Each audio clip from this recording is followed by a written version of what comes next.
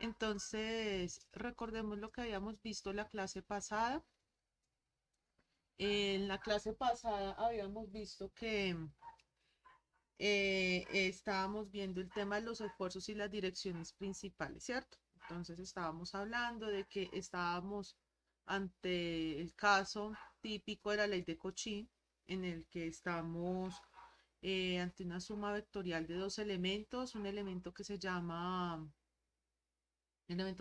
¿qué? Un elemento que se llama sigma n, que es el esfuerzo normal, y un esfuerzo que se llama sigma s, o también tau, como lo denominan a veces, y ese es el esfuerzo cortante. Entonces, en ese caso, eh, eh, eh, eso constituía una suma vectorial, y entonces, producto de esa suma vectorial, pues resultábamos con el vector Q, ¿cierto? Entonces, que al hacer esa suma vectorial podía pasar de que nos íbamos a encontrar de que en algún momento ese esfuerzo cortante iba a ser cero, ¿cierto? Entonces, cuando ese esfuerzo cortante es cero, entonces estamos ante el caso de esfuerzos principales, ¿cierto? Únicamente vamos a tener esfuerzos normales, pero esos esfuerzos normales se van a desarrollar en unos planos determinados. Entonces, ¿qué es lo que representa el caso de esfuerzos y direcciones principales? Entonces, los esfuerzos principales son aquellos esfuerzos normales que se desarrollan en un plano principal en donde vamos a tener que el esfuerzo cortante es igual a cero, ¿cierto? Entonces, como vamos a tener que en esta suma que tenemos acá, ah, en esta suma que tenemos acá, pues vamos a hacer el cortante cero, ¿cierto? Vamos a hacer el caso de cortante cero, este cortante cero. Entonces lo que hacemos es que Q es igual a sigma n, ¿cierto? Entonces tendríamos esto, que Q es igual a sigma n. Entonces al igualar estos dos elementos por las fórmulas que tienen, entonces, y al despejar el vector n gorrito, que es el elemento que está común en ellos dos, pues entonces nos vamos a encontrar con un caso de qué, de valores y vectores principales. Entonces, ese caso es muy familiar para nosotros. Entonces, lo que pasaba era que nosotros teníamos que imponer pues una condición, ¿cierto? Condición de existencia del vector. Entonces, la mejor condición que hay es la condición de vector unitario para así poder cumplir, digámoslo así, también con este requerimiento de que este vector sea unitario, porque miren que todo el despeje lo hicimos a través de vectores unitarios. Número uno, esa puede ser una razón, y número dos, la otra razón es para que nos dé un vector que exista. Entonces, todos los vectores unitarios existen en el mundo físico, en el plano físico. En cambio, los vectores tales como el vector trivial, que es el vector cero, pues digámoslo así, que no existe en el mundo físico, ¿cierto? O más bien no es que no exista, sino que no lo podemos representar pues a través de una dirección, de un vector, ¿cierto? Recuerden que los vectores son esas flechitas, es un elemento que tiene magnitud, dirección y sentido, es un elemento físico. Entonces, como es un elemento físico, necesitamos representarlo a través de elementos físicos, ¿cierto? Entonces, por eso es que resulta necesario imponer esta condición. Esta condición nos facilita mucho el problema, ya van a ver por qué. Entonces, en ese caso, lo que vamos a hacer es lo siguiente. Entonces, recuerden que nosotros vimos el caso en dos dimensiones, entonces que el caso en dos dimensiones quedaba representado a través de esta fórmula. Las raíces se pueden sacar a través de la fórmula cuadrática, ¿cierto? Porque al desarrollar este determinante, pues nos encontrábamos con la ecuación característica, ¿cierto? La ecuación característica eh, es la que nos muestra el polinomio, y es las raíces de ese polinomio son los esfuerzos principales, ¿cierto? Si es una ecuación cuadrática de orden 2, entonces, perdón, una ecuación característica de orden 2, pues entonces serán dos valores principales, entonces serán 2 esfuerzos principales, y si es de grado 3 pues serán 3 esfuerzos principales. Entonces en el caso de 2D pues teníamos que los esfuerzos principales eran representados a través de la solución de esa fórmula, y la solución de esa fórmula pues será simplemente la fórmula cuadrática, ¿cierto? Entonces esta es una forma de no desarrollar todo esto, sino simplemente encontrar únicamente las raíces. Siempre vamos a tener en cuenta que el esfuerzo principal 1 va a ser mayor que el esfuerzo principal 2. Listo. Y que cada uno de esos esfuerzos pues tiene una dirección asociada, ¿cierto? Porque puede ser un esfuerzo en una dirección y en otra dirección, ¿cierto? Así como el esfuerzo de sigma X tiene asociada la dirección X y el esfuerzo sigma Y tiene asociada la dirección Y. Estos esfuerzos también necesitan una dirección en donde vamos a desarrollar pues esos esfuerzos, ¿cierto? Entonces, esa dirección en donde vamos a desarrollar esos esfuerzos aparece mediante la solución del problema de vectores principales. Entonces, ahí desarrollamos eso y resolvemos las ecuaciones. Aquí tenemos un sistema de 3 ecuaciones con 2 incógnitas, o sea que es un sistema redundante. Entonces nosotros lo que podemos hacer es escoger 2 de las 3 ecuaciones, obviamente teniendo en cuenta la condición de vector unitario. Entonces, yo que les recomiendo, escojan siempre la condición de vector unitario y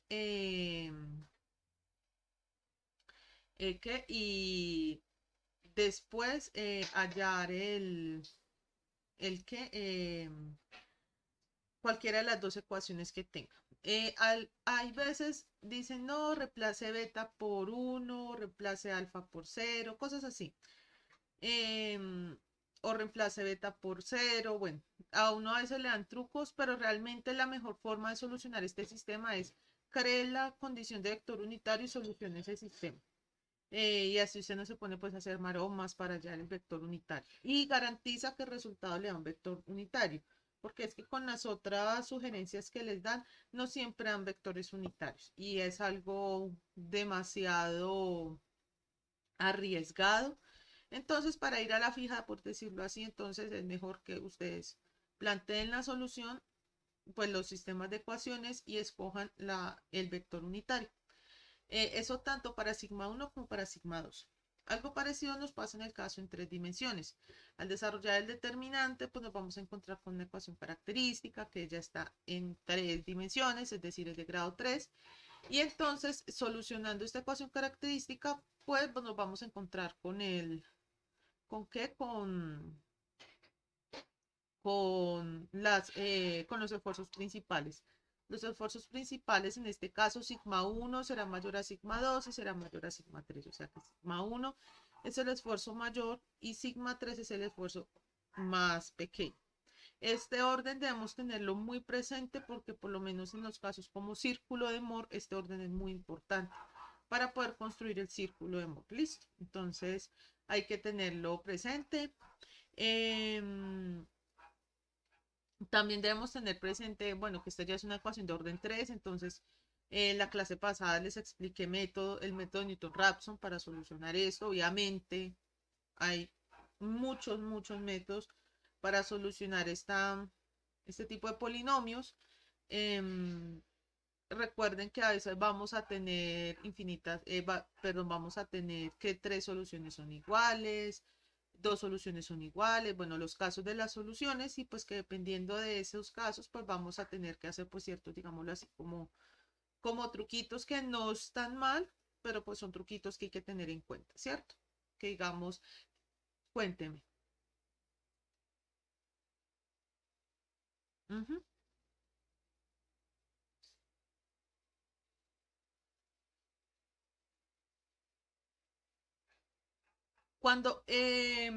Uno cuando sabe cómo detenerse, lo que pasa es que para eso hay un criterio que se llama el criterio del error.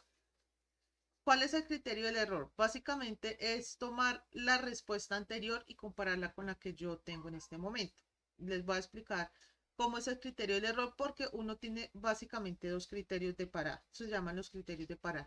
Usted puede parar con un número determinado de iteraciones, que es lo que uno hace cuando ya tiene que hacer 1000 iteraciones, 2000 iteraciones, que uno dice, no, el computador no me va a soportar esas 2000 iteraciones, porque recuerden de sus clases de programación que todas esas operaciones se van guardando en una memoria temporal, ¿cierto?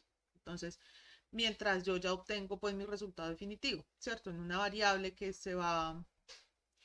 Que se va modificando todo el tiempo, pero que tiene que estar almacenando datos, ¿cierto? Entonces, muchas veces nosotros eso lo almacenamos en un gran vector y muchas veces pues el computador pues no tiene la memoria suficiente para resolver ese tipo de problemas.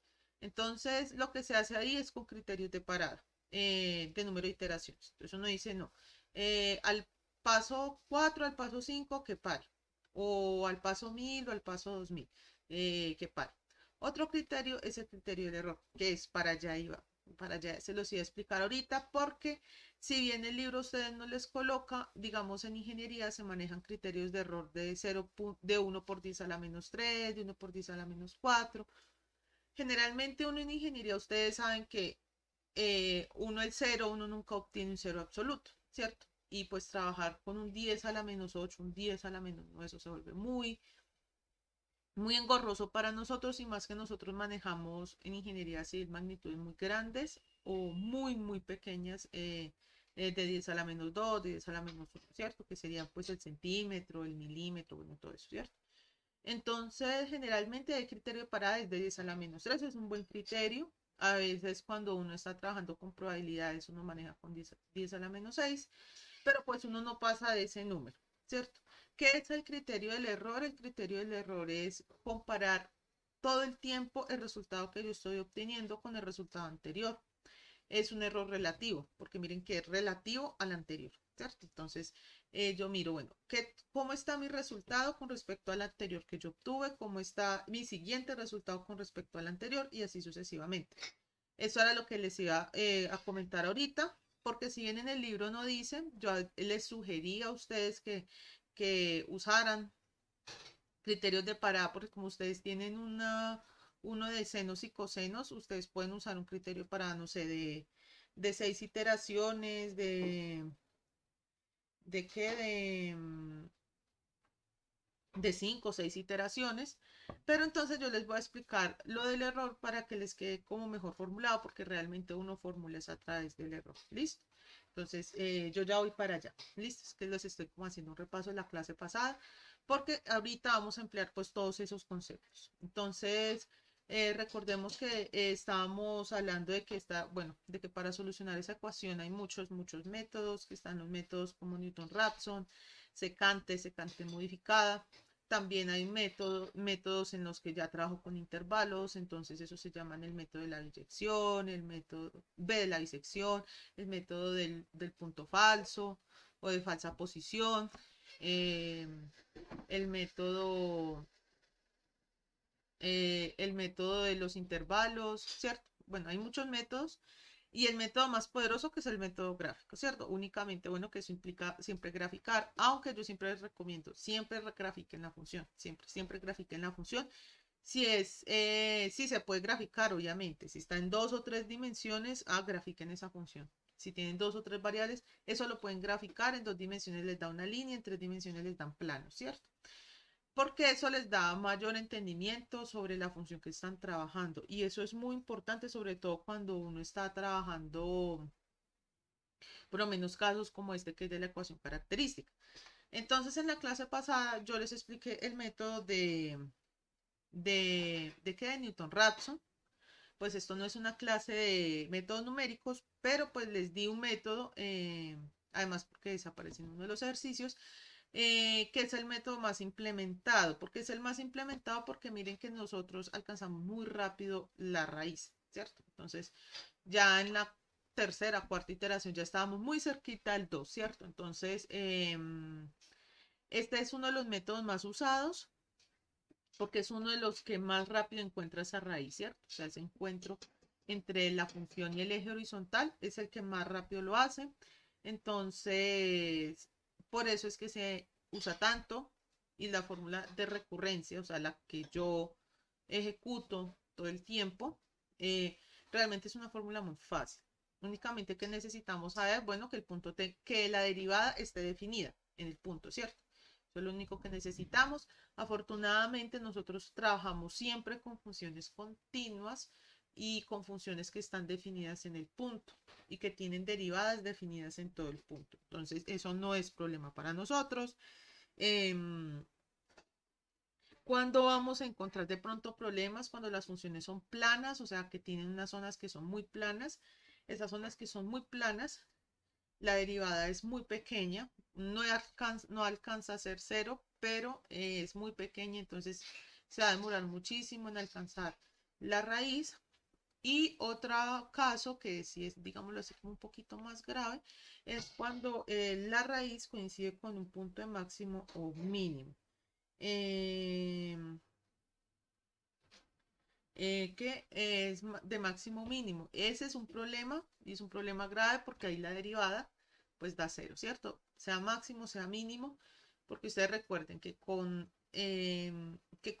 la primera derivada se halla en los máximos, se halla qué punto es máximo, o sea, qué punto tiene derivada igual a cero, ¿cierto? O sea, que puede ser un máximo o un mínimo. Y con la doble derivada uno sabe si abre hacia arriba o hacia abajo, ¿cierto? Si es con K hacia arriba o si es con K hacia abajo, ¿cierto?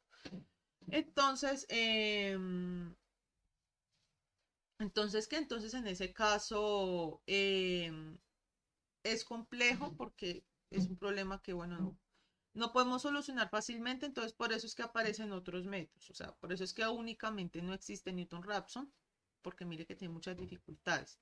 Uno generalmente, uno que hace cuando está trabajando estos métodos para encontrar las raíces, uno generalmente mezcla tres tipos de métodos. El método gráfico, que es el primero, o sea, usted siempre grafique la función y siempre, yo se lo repito a todo el mundo, es grafique la función, que eso es lo mejor que usted puede hacer para entender la función. Claro, cuando se pueda graficar, a veces no se puede graficar, entonces pues uno, digámoslo así, que uno se salta ese pasito, ¿cierto? El segundo caso es trabajar por intervalos, entonces es como irse con una lupa mirando cada pedacito de la función y uno dice, ah, en esta zona hay un intervalo, ¿cierto? Ve, en esta zona hay una raíz, ¿cierto? Entonces ahí encuentra la zona de la raíz, ¿cierto? Digamos que está entre -1 y 1 o está entre -2 y 2. Ahí hay mínimo una raíz. Listo, entonces, porque hay un cambio de signo de la función, mire, pasa de ser negativa a ser positiva o pasa de ser positiva a ser negativa, ¿cierto?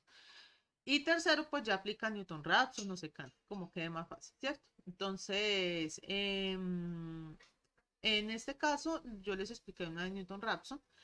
Entonces, esta es la fórmula de recurrencia. Hay que tener en cuenta que esta función no siempre converge. Este método no siempre converge. Por ejemplo, esos casos de funciones planas y de máximos y mínimos en ceros. Eh, eh, ahí no siempre va a converger, ¿cierto? Digamos, si este denominador es un cero, pues imposible que alcance el valor real de la raíz o un valor aproximado, ¿cierto? Entonces, la clase pasada habíamos hecho un ejemplo, entonces íbamos allá a la raíz de la función x al cuadrado menos 4, nosotros ya sabemos que las raíces de esta función son más 2 y menos 2, ¿cierto? Entonces, nos vamos a ir por la raíz de la derecha, ¿cierto? Uno, ¿cómo puede establecer? Yo que les recomiendo, grafiquen la función para que la raíz que escojan, para que el punto que escojan sea cercano a la raíz que vayan a sacar. ¿Listo? Entonces, 1 es cercano pues a 2, ¿cierto? Entonces, está bien. Entonces hallamos la derivada de la función. Por eso les digo, yo siempre grafiquen. Y entonces pasábamos al paso 1. Entonces, en ese paso 1, lo que hallábamos era el siguiente punto, que era 2.5. Entonces, aquí es donde yo les vengo a explicar el tema del error.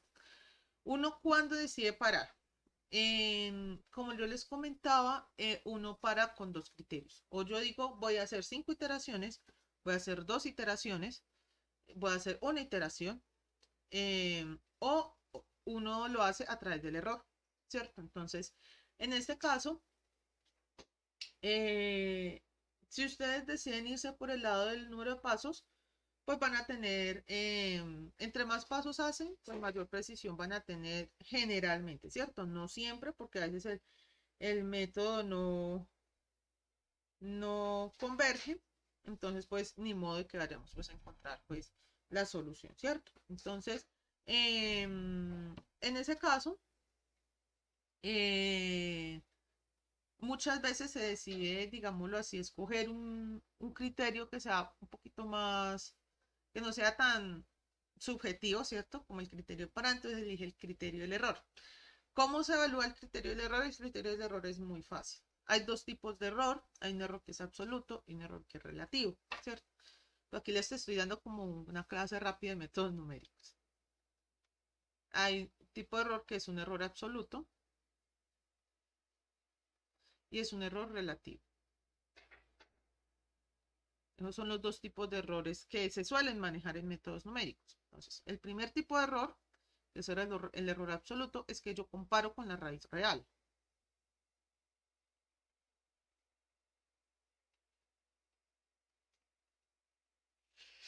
Pero bueno, en este caso, si yo estoy haciendo un método numérico, pues la gracia es encontrar una raíz, ¿cierto? O sea, yo parto del punto que no conozco la raíz, entonces no vamos a ampliar este error absoluto. Eso usted lo puede ampliar ya al final del método, puede ser. En cambio, en método numérico se implementa mucho lo que es el error relativo. El error relativo es comparar con el valor anterior de raíz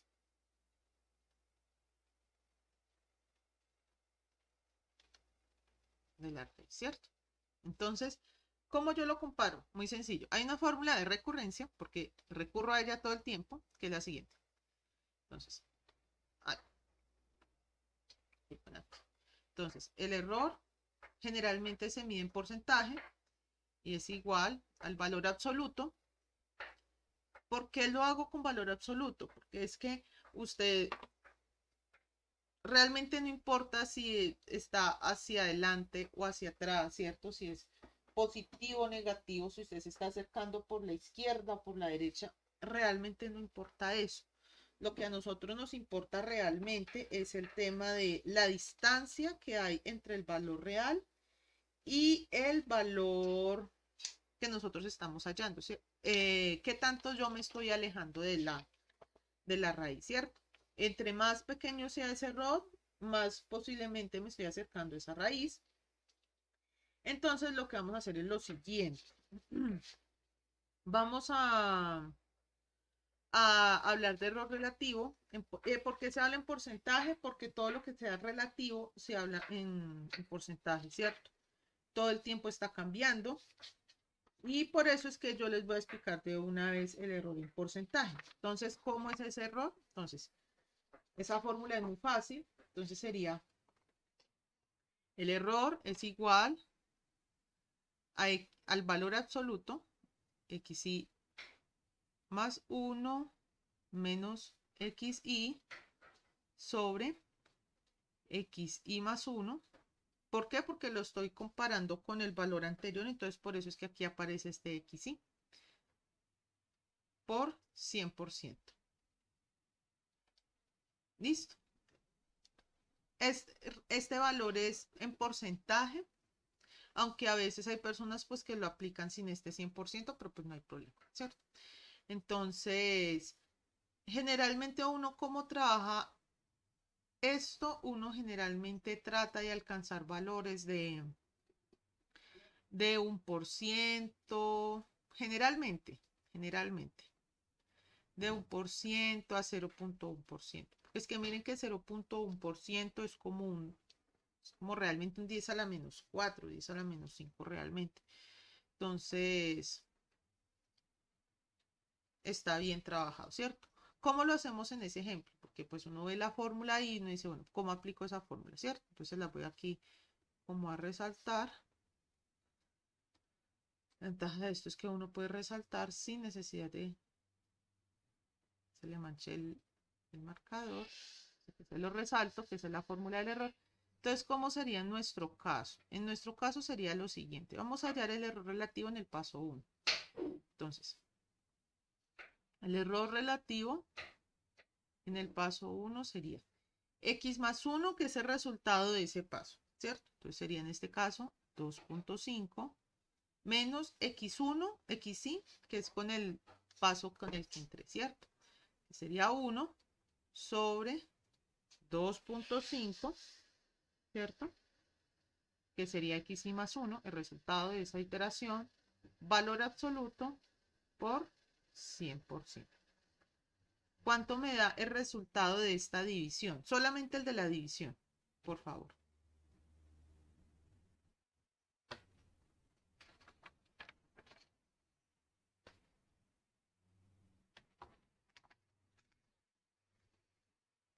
Ya miro. 0.6, listo. Yo confío que es 0.6. Entonces, 0.6 por 100. ¿Cierto? Entonces, ¿cuánto es 0.6 por 100? 60%, ¿cierto? Se está distanciando el 60%. Ahora vamos a pasar al siguiente, al paso 2. Entonces, en el paso 2, el error relativo va a ser el siguiente. Entonces, voy a tener en cuenta ahora los datos que usé para ese paso. Entonces, en este caso, el error relativo, el error porcentual, es igual al resultado que me dio, que es 2.05, menos el resultado con el que entré, 2.5 sobre 2.05, ¿cierto? Que es el resultado final. Mire, xy más 1 que obtuve 3, x3, xy entré con x2, ¿cierto? Siempre será x3 menos x2 sobre x3, x2 menos x1 sobre x2. Siempre será así. Por 100%. ¿Cuánto me da el resultado de esta división? Solamente de la división. Por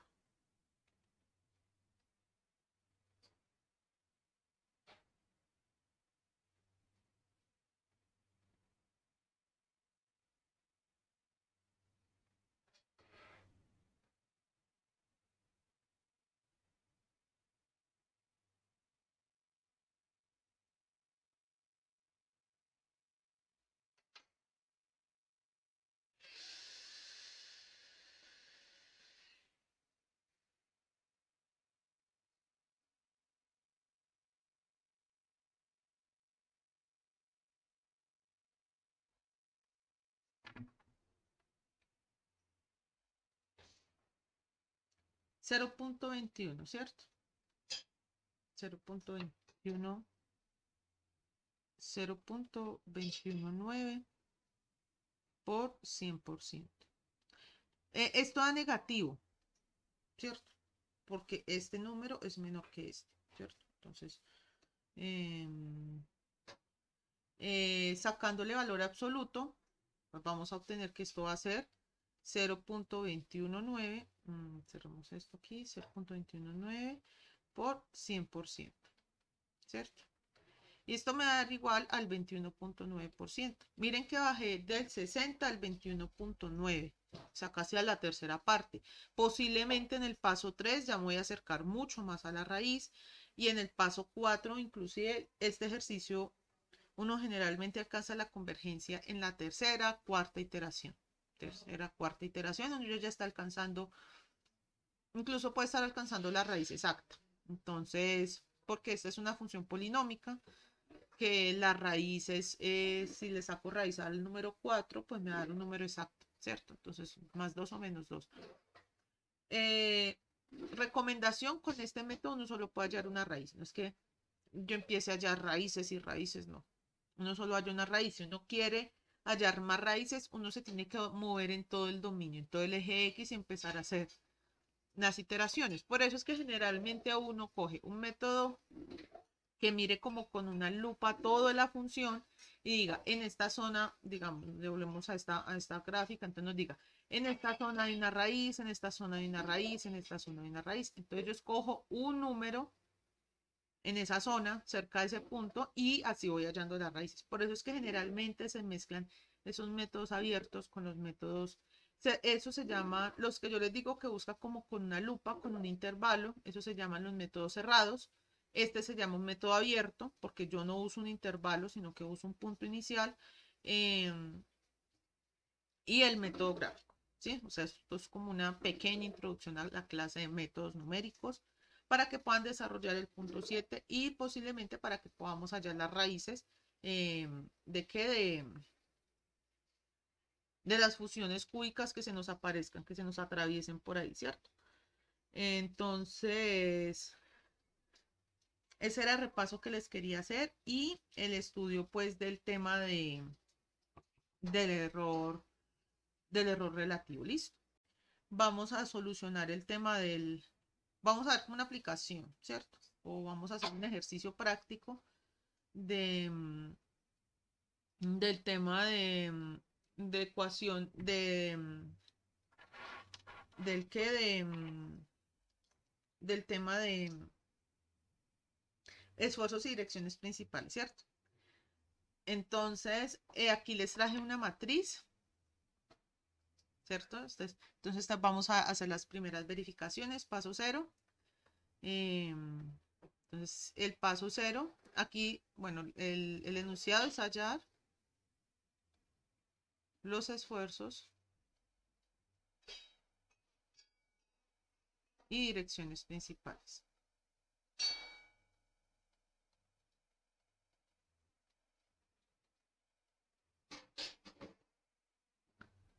Ya con esto quedamos hoy, yo creo que pueden hacer, ya solo les queda faltando círculo de Moore y ya está. ¿Listo? Entonces, vamos a empezar con lo siguiente. Siempre que ustedes vayan a resolver, sea el método de círculo de Moore o el método de los esfuerzos principales, a través de la teoría de valores y vectores propios o valores y vectores principales, pues siempre hagan esta verificación. Y en general, siempre que vayan a trabajar con matrices de esfuerzos y todo eso, en mecánica del sólido yo les recomiendo hacer esta verificación. Paso 0. Entonces, primero, verificar que la matriz o si están en tensorial, que en el tensor sea simétrico, sea cuadrado. Cuadrado, ¿cierto? Si es tensor, sí o sí tiene que ser cuadrado, ¿cierto? Esa es la característica del tensor, es una matriz cuadrada. Y si es matriz, como en el caso de nosotros, que nosotros no estamos trabajando con la teoría de tensores, pues entonces tenemos que verificar que sea cuadrado. Bueno, en nuestro caso es de 3 por 3, o sea que cumple, ¿cierto? Nuestro caso es de 3 por 3, o sea que chulito en ese paso. Y un segundo ítem, verificar que sea simétrica.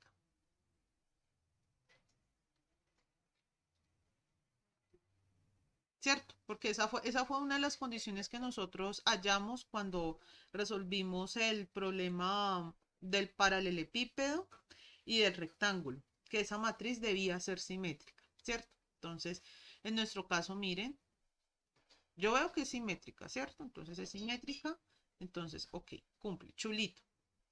Entonces, ya, mire, esa verificación en un minuto y esa verificación nos ahorra muchos dolores de cabeza y de paso, pues, verificamos que todo lo que vayamos a aplicar, pues, realmente sí se puede aplicar, ¿cierto? Entonces, vamos a hacer el paso 1. Entonces, ese paso 1, ahora sí, paso 1. Vamos a hallar los esfuerzos y direcciones principales. Pues lo primero que tenemos que hacer es hallar los esfuerzos principales.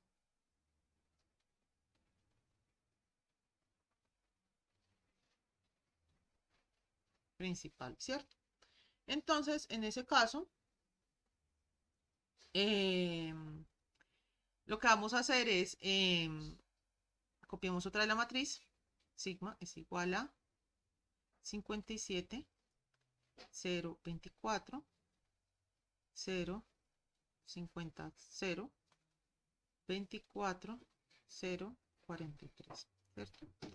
Entonces aquí vamos a emplear el método de los cofactores, ¿cierto? Entonces recuerden que con los cofactores yo llegaba y le ponía unos signos acá arriba, que este era más, que este era menos, que este era más, y empezaba a construir los factores, los cofactores, ¿cierto? Entonces a este cofactor que es 57 le corresponde el signo más, entonces sería más 57, y creaba un nuevo determinante únicamente con, digamos, quitada esta fila, esta columna, y únicamente quedaba pues con este determinante, ¿cierto? Entonces sería 50,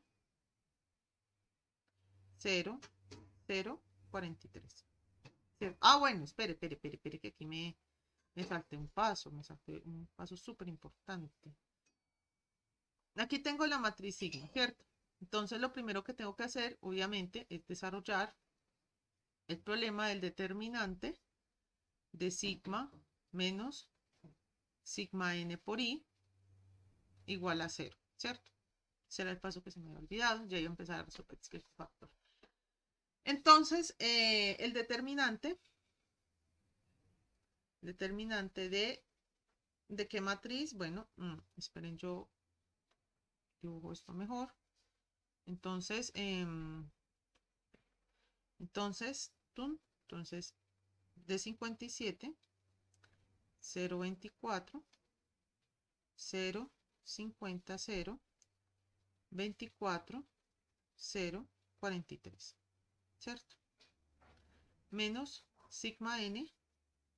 Como este ya es en 3 dimensiones, entonces sería 1, 1, 1, ¿cierto? La matriz identidad en 3 dimensiones. Cierro y esto es igual a 0. Ahora voy a ejecutar primero esta operación, ¿cierto? Es sigma o sigma n por la matriz identidad. Entonces sería determinante de la matriz 57024, 57024, ¿cierto? La segunda fila solamente tiene 50 y este será 24, 0, 43, creo que es, sí, 43, 43, ¿cierto? Menos sigma n, 0, 0, 0, 0, porque multiplicó todos los términos. Recuerden que un escalar por una matriz es llegar y multiplicar este sigma n por todos los términos de la matriz. Entonces, simplemente pues sería sigma n, 0, 0, sigma n, ¿cierto? Esto es igual a 0. Aquí el 0 es un número. ¿Por qué? Porque recuerden que el resultado del determinante siempre me va a dar un número, ¿cierto? Entonces, por esto este 0 es un número. Entonces, en este caso voy a desarrollar ahora esta resta. Entonces sería 57 menos sigma n. 0 menos 0, pues me da 0, ¿cierto? Ahora resta término a término. 24 menos 0 me da 24. 0. 50 menos sigma n. Y 0 menos 0, pues me da 0, ¿cierto? 24 menos 0, 24 menos 0, 0 menos 0 y 43 menos sigma n, ¿cierto? Aquí cierro y escribo determinante, ¿cierto? Y esto es igual a 0. Entonces, a esta matriz, ahora sí, esa es la que le aplico, pues, el tema del determinante, ¿cierto? Entonces, saco los cofactores, más, menos, más. Y entonces, pues, vamos a empezar a desarrollar ese determinante, ¿cierto? Entonces, desarrollando el determinante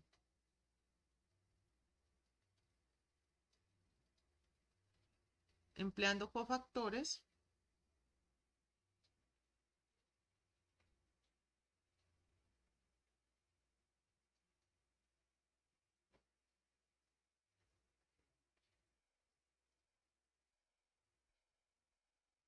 se obtiene 2 puntos. Entonces, vamos a empezar con el primer cofactor. Entonces, al primero le corresponde el signo más, ¿cierto? El primer cofactor le corresponde el signo más y multiplico por 50 menos sigma n, que sería pues toda esta primera parte, ¿cierto? Quito la fila y la columna correspondiente a ese cofactor y me quedaría 50 menos sigma n, 0, 0, 43 menos sigma n, ¿cierto? Ahora, paso con el siguiente. siguiente, que sería este cofactor y estas dos, ¿cierto? Entonces sería menos 0 multiplicado por 0, 0, 24 y 43 menos sigma n, ¿cierto? Pero pues ya sabemos que el resultado es pues 0, ¿cierto? Pero de todas maneras lo copiamos. Y el tercer cofactor pues será este, ¿cierto? Será 24 y esta matriz, ¿cierto?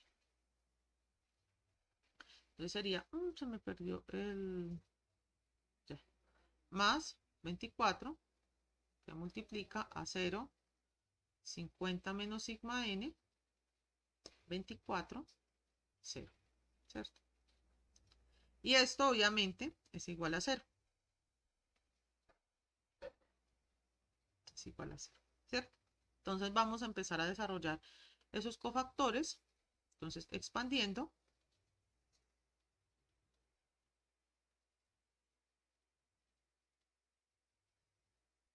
se obtiene, ¿cierto? Entonces 57 menos sigma n que multiplica a. Vamos entonces a desarrollar este determinante. Entonces recuerden que es multiplicar este por este, ¿cierto? Que sería 50 menos sigma n por 43 menos sigma n. Y restarlo pues con el de la otra diagonal, ¿cierto? Este sería el de la resta. ¿Cierto? El de la resta. Pero pues 0 por 0 da 0, ¿cierto? Ahora, con el siguiente tenemos que 0 por lo que sea, pues me da 0, ¿cierto? O sea que esto se va, 0. Y vamos a desarrollar, o sea que aquí es más 0, más este 24, que multiplica a, bueno, entonces vamos a empezar otra vez.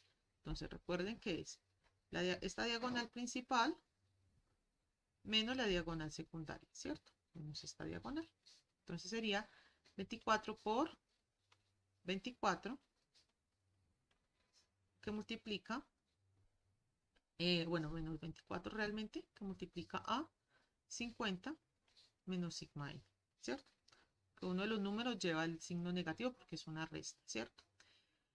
Entonces, bueno, entonces esto es igual a 0, ¿cierto? Entonces, les voy a dar 2 minuticos o 3 minuticos para que porfa desarrollen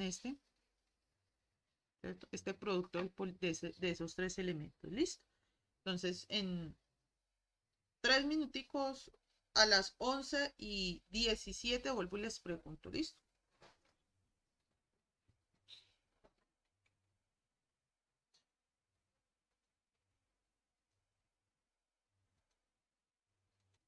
Listo, entonces alguien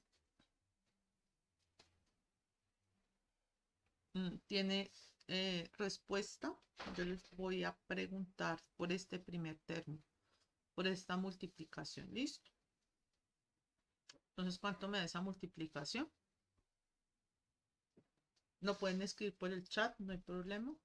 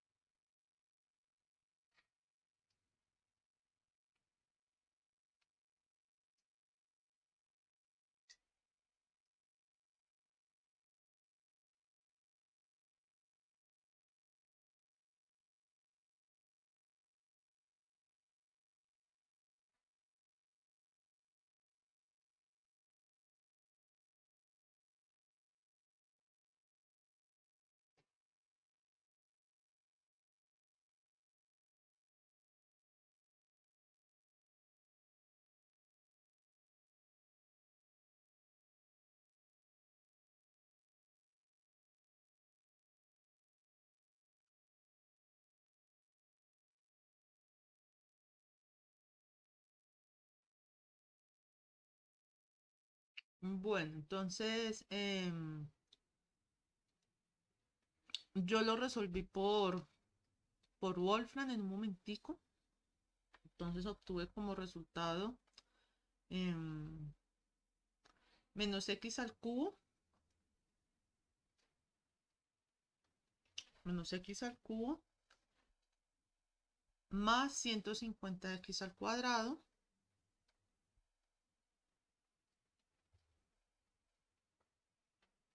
menos, supongo que es un menos, ¿sí? 7451 y supongo que el siguiente es un más. Mm, Más 122.550.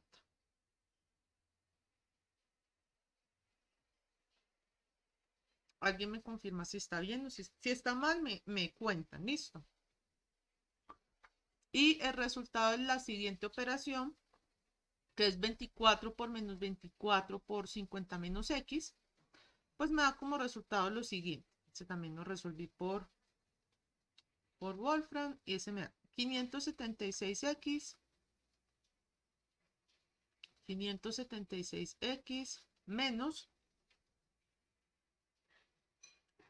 28.800.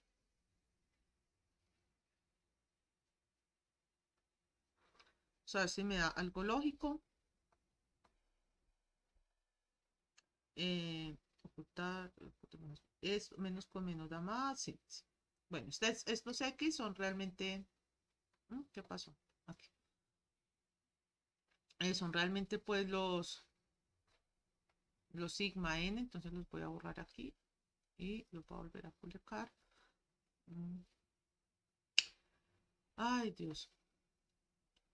Mm,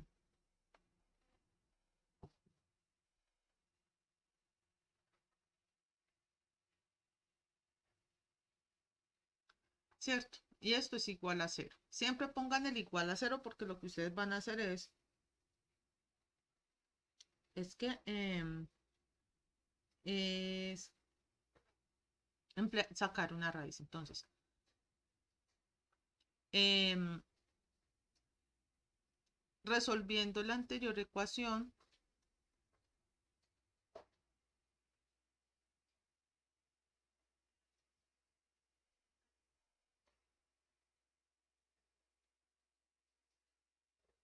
obtenemos las siguientes raíces.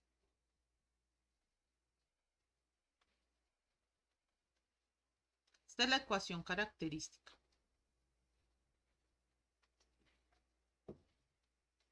Cuéntenme, cuéntenme.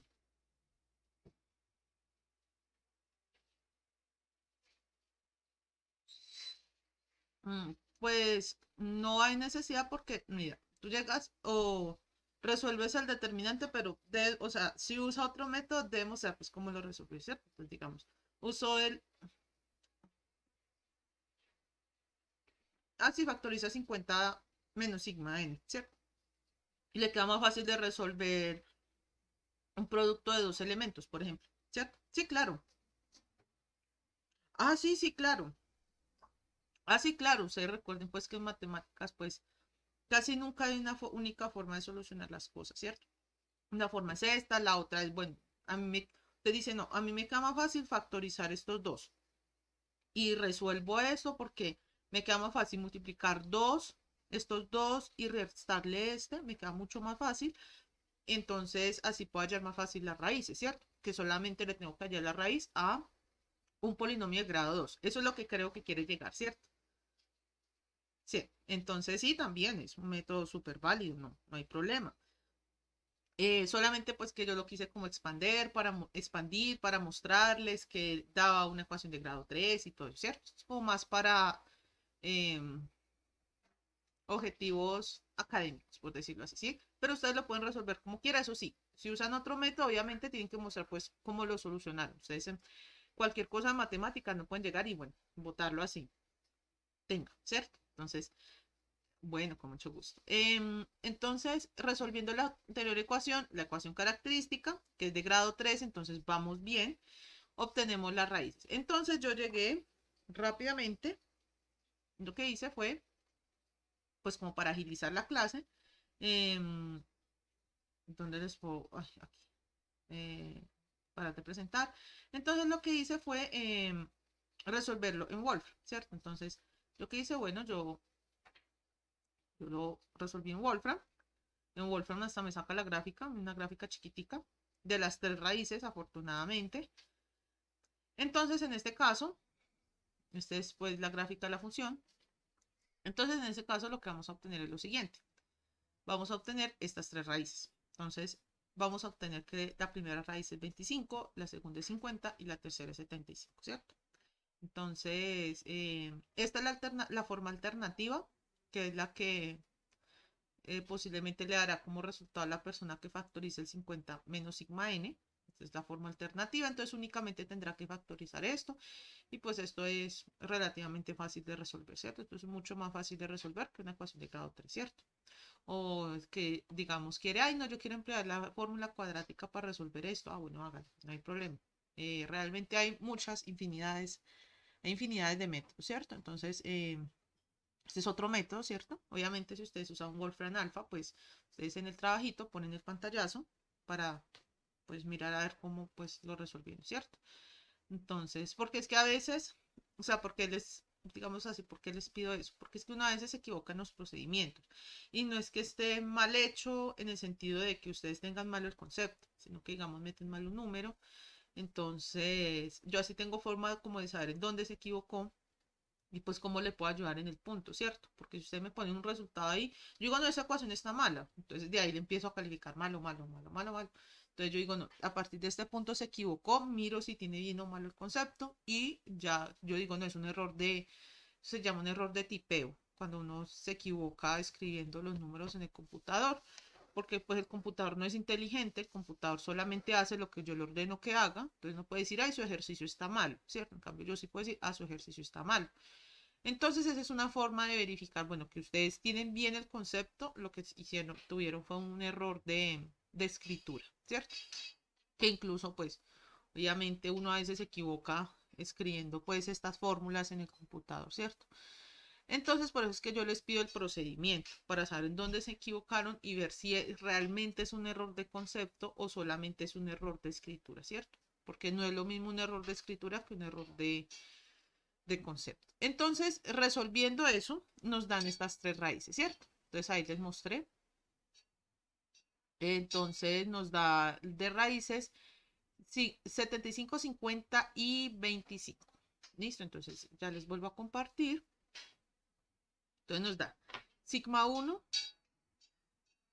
es igual a 75, sigma 2 es igual a 50 y sigma 3 es igual a 25, ¿cierto?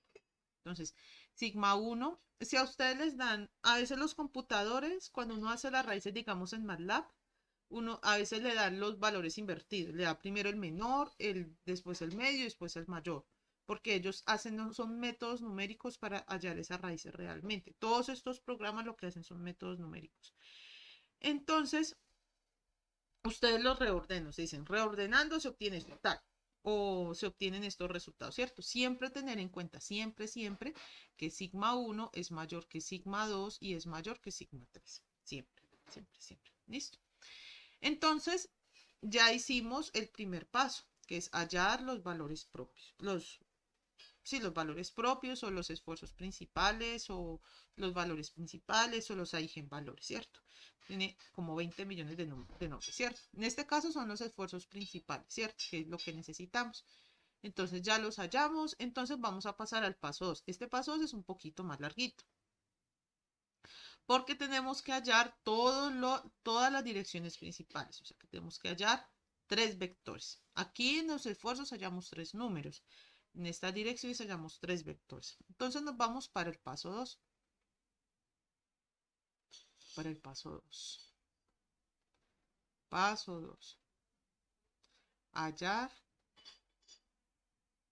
las direcciones principales. ¿Cierto? Entonces, para esto tenemos que hallar tres direcciones porque tenemos tres valores principales, ¿cierto? Un valor principal 1, un valor principal 2 y un valor principal 3, ¿cierto? Entonces tenemos que hallar tres valores. Entonces lo vamos a desarrollar paso por paso, ¿cierto? A ver hasta dónde alcanzamos pues el día. Entonces el paso A o el punto A, sigma 1 es igual a 75. Entonces, ¿qué hacemos para esto? Lo que hacemos es que vamos a resolver el problema. Entonces, resolvemos el problema de la matriz sigma menos sigma n por i por el n1 gorrito, ¿cierto? Es igual a, bueno, este es vector n1 gorrito. Eso me quedó muy mal escrito, lo vamos a volver a copiar. N1 gorrito es igual a 0. En este caso 0 ya es un vector. Entonces vamos a resolver este problema. ¿Cómo era nuestra matriz? Nuestra matriz no me acuerdo cómo era, entonces voy a buscarla otra vez.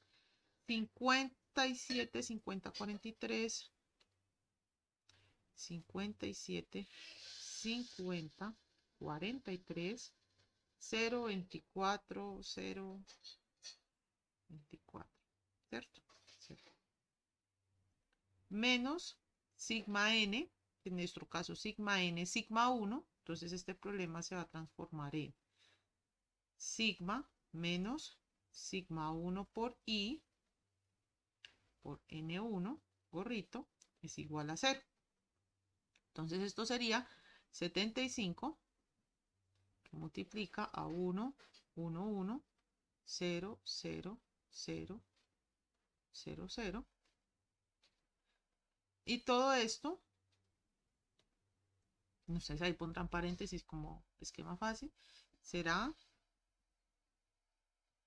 alfa 1, beta 1, gamma 1, ¿cierto?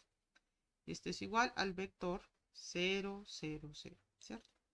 Entonces vamos a resolver esto de una vez, ¿cierto? Entonces sería 57 menos 75, ¿cuánto me da?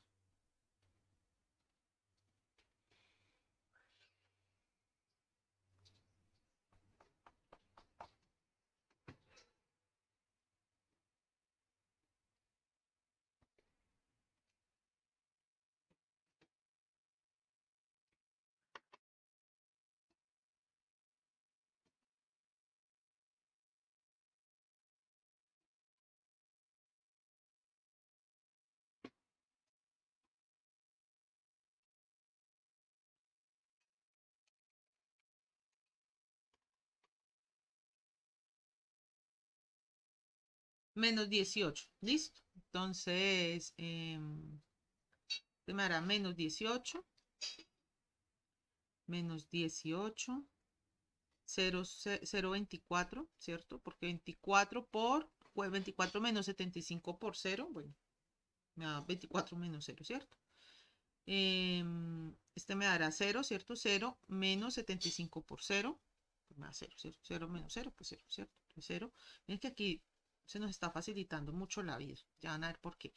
50 menos 75, ¿cuánto me da? Eso generalmente da menos 25, ¿cierto? Generalmente. Y este me dará 0. Y este obviamente me da, ay, yo porque copié aquí así. Y 24 menos 75, pues me da 24 otra vez. 0 menos 0 y 43 menos 75.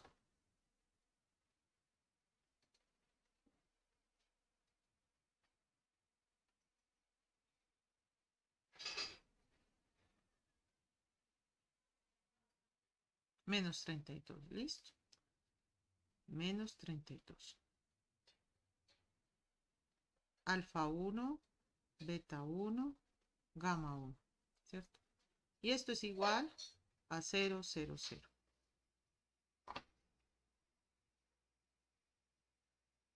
Bueno, entonces miren que aquí tenemos nuestro sistema de tres ecuaciones con tres incógnitas, ¿cierto? Entonces,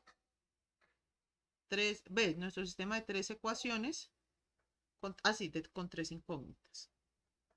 Tres o tres variables. Me gusta más decirle tres variables. ¿cierto? Tres ecuaciones, tres variables. Entonces vamos a, digámoslo así, que como a desglosar todas esas ecuaciones. ¿Listo? Entonces, ¿cómo las desglosamos? Las vamos a pasar a modo sistema de ecuaciones, ¿cierto? Entonces, ¿por qué? Porque tenemos que agregar una cuarta ecuación. Entonces, lo que vamos a hacer es lo siguiente. Entonces sería, entonces van a prestar por favor mucha atención a lo que yo voy a hacer acá. Entonces, lo primero que yo voy a hacer es coger la primera fila con esta columna, ¿cierto? Y la multiplico término a término. Entonces sería menos 18 alfa 1 más 0 beta 1 más 24 gamma 1 es igual a 0, ¿cierto? Multiplique este por alfa 1, 0 por beta 1 y 24 por gamma 1. Y es igual a 0, que es el primer término de este primer vector. Ahora vamos a coger el segundo. ¿El segundo cuál es? El segundo es este. Por este vector y lo igualo a este 0, ¿cierto? Entonces sería 0 alfa 1 menos 25 beta 1 más 0 gamma 1 es igual a 0, ¿cierto? Listo. Escojo la tercera condición. Tercera condición. O la tercera ecuación más bien. Por este, ¿cierto? Entonces, 24 gamma 1 menos 0, más 0 beta 1 menos 32 gamma 1 es igual a 0. Mire que aquí tengo tres ecuaciones, tres incógnitas. Hasta ahí voy bien, ¿cierto? Entonces voy a agregar la cuarta condición. La cuarta condición es muy importante. ¿Cuál es la cuarta condición? Vector unitario. Entonces, alfa 1 al cuadrado más beta 1 al cuadrado más gamma 1 al cuadrado. Esto es igual a 1, a 1. A 1, a 1. A 1, ¿cierto? Esta es la condición de vector unitario. Entonces, miren que yo acá tengo mi sistema de tres ecuaciones con cuatro incógnitas, ¿cierto? Que eso era como lo que estábamos buscando, ¿cierto? Que yo les dije, mire que les van a resultar más ecuaciones que incógnitas. Entonces tenemos el sistema redundante. Entonces tenemos que eliminar una ecuación. En este caso, miren que yo tengo estas tres ecuaciones de arriba, ¿cierto? ¿Con cuáles me voy a quedar? Bueno, obviamente me voy a quedar con la de vector unitario. Esta es la primera que elijo.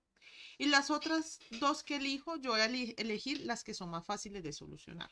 Ese es como el criterio que yo tengo.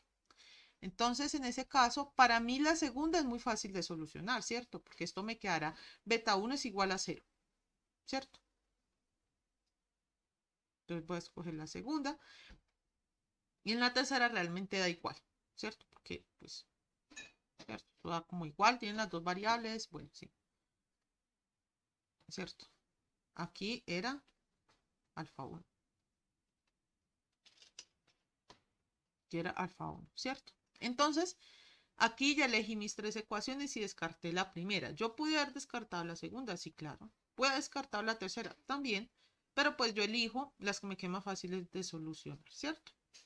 Entonces vamos a empezar ya a resolver el sistema. ¿Por qué? Porque ya tengo tres ecuaciones, tres incógnitas, ¿cierto? Entonces vamos a llamar a esta ecuación 1, a esta ecuación 2 y esta ecuación 3, ¿cierto? Para irnos ya tener una nomenclatura. Entonces en este caso, despejando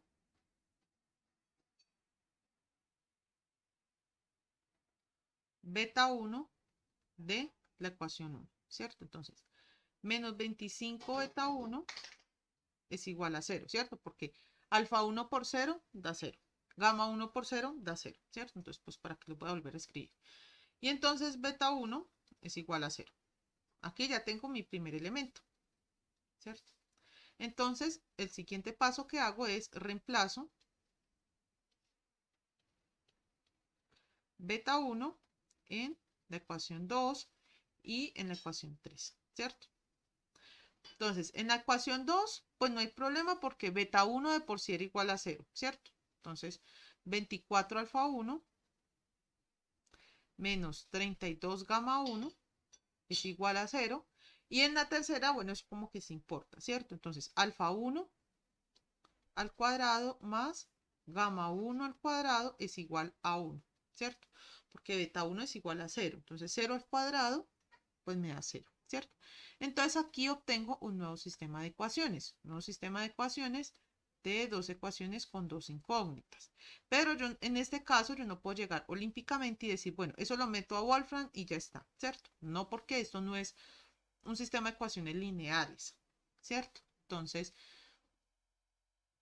vamos a crear, estas son unas nuevas ecuaciones, que serían las ecuaciones 4, la ecuación 5, ¿cierto? Entonces, lo siguiente que vamos a hacer es, ¿cuál variable ustedes quieren que despeje? ¿Alfa o gamma?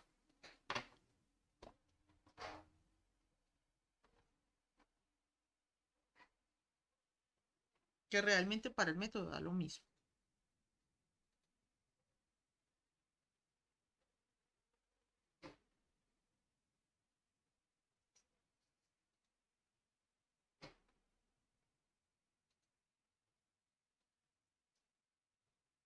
Alfa, listo. Vamos a despejar entonces a alfa. Entonces, pasamos al siguiente. Entonces, despejamos.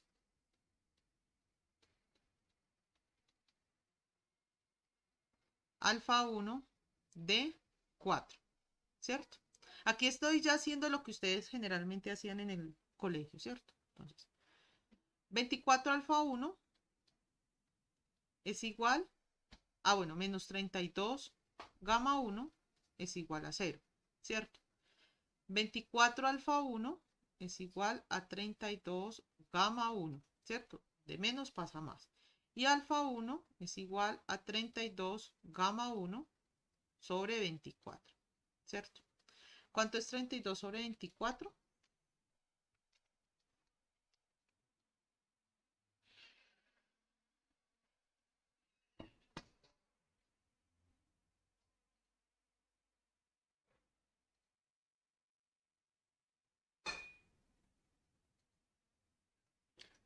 Cuénteme.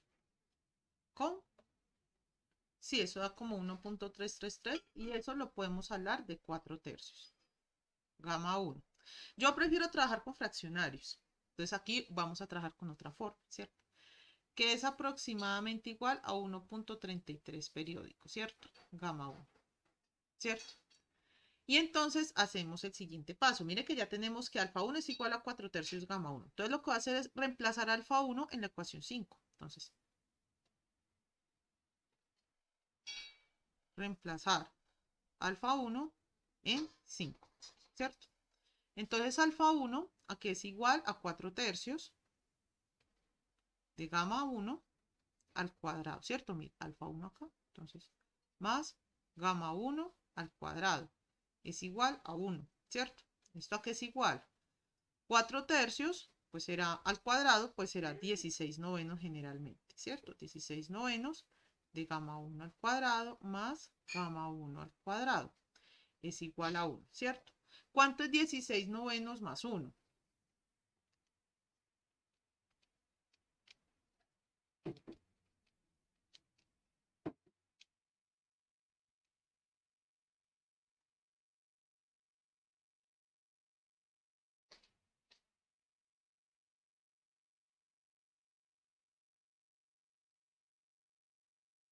Eso me da como 25 novenos, ¿cierto? ¿Cierto? Sí. 9, paso aquí el 9, entonces 16 más 9 es 25 sobre 9, ¿cierto? 25 novenos de gamma 1 al cuadrado es igual a 1. Yo de acá necesito despejar gamma 1 al cuadrado. Entonces, ¿ustedes qué harían ahí en ese caso? Pasarían a multiplicar este 9, ¿cierto? ¿Cierto?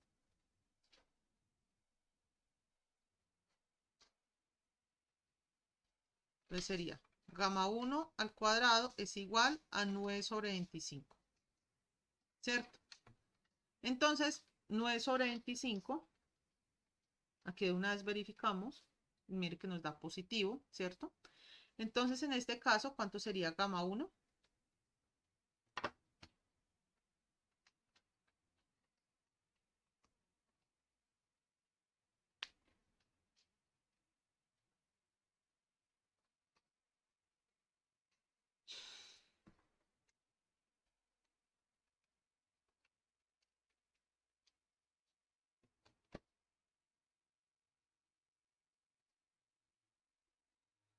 ¿Cuánto es? ¿Cuánto es? ¿Alguien que me diga, por favor? 0.6. Alguien aquí me escribió 0.6. Muy bien. 0.6. ¿Sí? Positivo o negativo. Realmente eso da dos valores, ¿cierto? Eso da más o menos, porque es una raíz cuadrada, ¿cierto? 0.6. Yo que les digo, no se compliquen la vida, escojan el positivo, ¿cierto? Entonces gamma 1 es igual a 6. Por lo tanto, gamma 1 es igual a 0.6, ¿cierto? Ya tenemos dos valores, beta 1 y gamma 1. Ahora vamos a hacer el paso que nos falta. Entonces, reemplazamos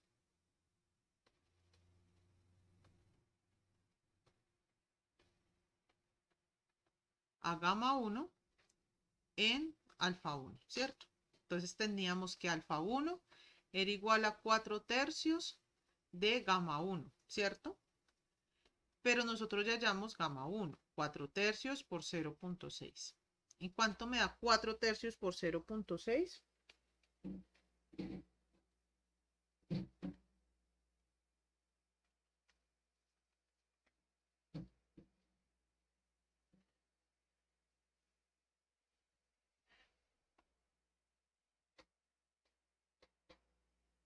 0.8, listo.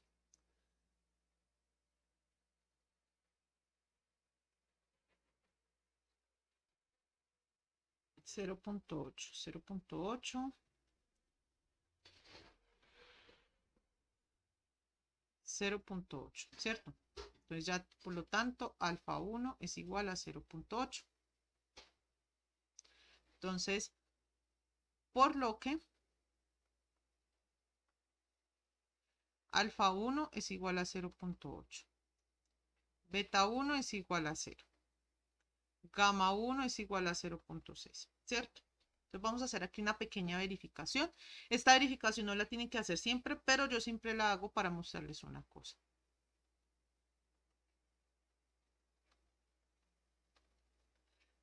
Alfa 1 al cuadrado más beta 1 al cuadrado más gamma 1 al cuadrado. ¿Cuánto es alfa 1 al cuadrado? Alfa 1 al cuadrado es igual a 0.8 al cuadrado, ¿cierto? Entonces será 0.8 al cuadrado más 0 al cuadrado más 0.6 al cuadrado. 0.6 al cuadrado, ¿cierto? Entonces igual, 0.8 al cuadrado, 0.64, ¿cierto? Más 0, más 0.6 al cuadrado es igual a 0.36. Y 0.64 más 0.36 generalmente me da el resultado de 1.00. O sea que los valores que nos dieron sí dan un vector unitario, ¿cierto? La norma es igual a 1. Entonces, la respuesta ya definitiva es que N1 gorrito es igual a 0.8, 0.6. ¿Listo? Y así hallamos a N1 gorrito. Faltan N2 gorrito y N3 gorrito. ¿Listo?